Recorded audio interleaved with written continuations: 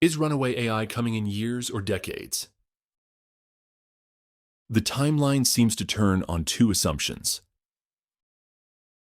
Note, this is an AI reading of a Substack post. Links, images, and videos are not narrated. Quotes are narrated in a different voice. I've been trying to heed the call to prepare for the powerful AI that is coming. But, is it coming soon, like in 2027? See AI 2027? Or significantly later, like in 2045? See AI as normal technology. Either way, we should prepare, but knowing whether it is coming in years or decades would make a huge difference in that preparation. The pieces referenced each make compelling cases for the shorter or longer time frames. Another good one on the longer side is the case for multi-decade AI timelines. These are all lengthy pieces, so I thought it would be helpful for me, and maybe you too, to consider the core assumptions that cause them to differ so much. I think it boils down to just two. 1. Autonomous AI coders can advance AI much faster via recursive self-improvement.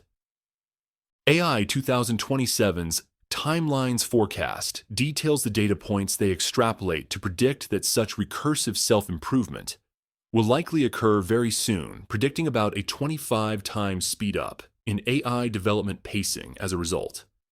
By contrast, AI as normal technology remains skeptical if this is even possible. Perhaps recursive self-improvement in methods is possible, resulting in unbounded speedups in methods. But note that AI development already relies heavily on AI.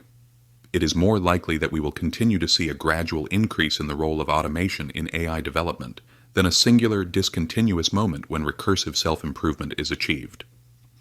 I'm skeptical that getting fully automated AI systems to improve themselves would be impossible. Still, I'm also not close enough to the cutting edge of this development to know when this might occur, or how much speed up we could expect from it when it does. Many potential bottlenecks have been flagged, such as a lack of inherent AI creativity, internal coordination issues between thousands of AIs, connecting the AIs to the whole stack of resources needed, compute scarcity, etc.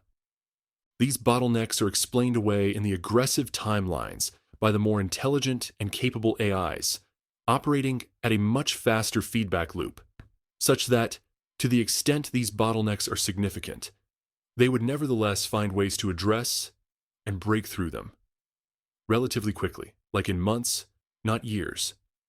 For example, they can make software more efficient, bypassing compute scarcity, iterate out of their coordination, creativity bottlenecks, etc. I get that, but one that seems harder to overcome is the potential for widespread societal backlash related to the second assumption. 2. Advanced AI can control enough of the physical world to transform the global economy fast. AI as normal technology contends that the speed of diffusion of AI through their global economy is inherently limited by the speed at which not only individuals, but also organizations and institutions can adapt to technology.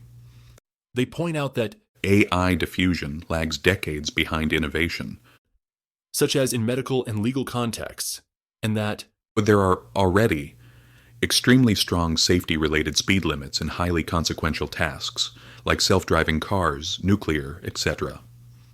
These limits are often enforced through regulation, such as the FDA's supervision of medical devices, as well as newer legislation such as the EU AI Act, which puts strict requirements on high-risk AI. By contrast, AI 2027 paints a picture of bypassing all of that slowness and regulation by granting AI companies special physical zones to operate independently. Both the US and China announced new special economic zones, SEs, for AIs to accommodate rapid buildup of a robot economy without the usual red tape. The design of the new robots proceeds at superhuman speed. The bottleneck is physical. Equipment needs to be purchased and assembled. Machines and robots need to be produced and transported. The US builds about 1 million cars per month. If you bought 10% of the car factories and converted them to robot factories, you might be able to make 100,000 robots per month. OpenBrain, their OpenAI equivalent in the forecasted scenario, now valued at $10 trillion, begins this process. Production of various kinds of new robots, general-purpose humanoids, autonomous vehicles, specialized assembly line equipment, are projected to reach 1 million units a month by mid-year, 2028. I think the AI backlash is real and will only intensify from here, especially as jobs are displaced at societally significant levels. Dark factories, aka lights-out manufacturing, become more widely deployed, and humanoid robots become more visible. This backlash will create political pressure and corresponding opportunities for politicians and political parties/movements to slow things down.